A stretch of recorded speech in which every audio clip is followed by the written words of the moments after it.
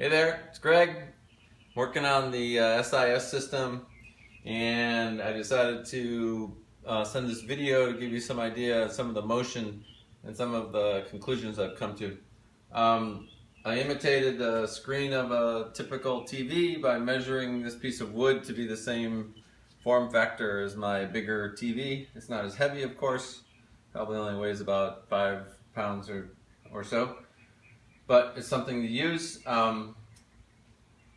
One of the things that's really interesting that I found out is that if you mount the side fixed cables to the display really close to its center of gravity in this direction, see that black line, I mounted the pivot point just on the other side of that black line. I did the same thing over here, just on the side of the black line, so that the top part of the screen, this part, is just a little bit bigger than that which is on the bottom. That's really important because the amount of tension that you have on this tilt arm is very, very low if you mount this pivot point right near the center of mass. It needs just to be to one side so that the top of the screen actually falls with gravity, but takes very little force, and that means that the strength of the motor that does the tilting can be really, really small. So we should be able to get by with an extremely small motor. I've moved this pivot point further away, and with each time I move it, the weight at the top of the display gets heavier.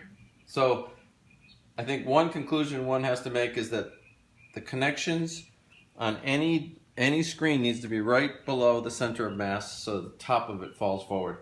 Now you see on this one that I mounted the mechanism slightly above the top of the screen, but it doesn't matter. I've also mounted it this pivot point here where the tilt motor would be. I've mounted it behind the screen, and it works just the same way. It doesn't matter.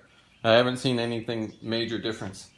The other thing to note is that the center of mass for the display I've marked with an X, and if you look at the display from any angle, you'll always see that this straight line falls right through the center of mass of the display.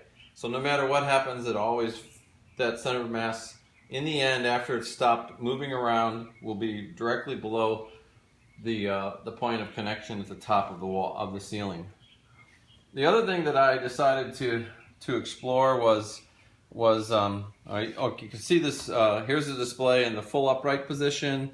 It could get closer to vertical if I minimize this distance in here, or you can have it hanging horizontally from the ceiling like this. And as I said, you can bring these fixed wires in a little bit tighter so that this gets closer to the screen, so it's hidden behind the screen.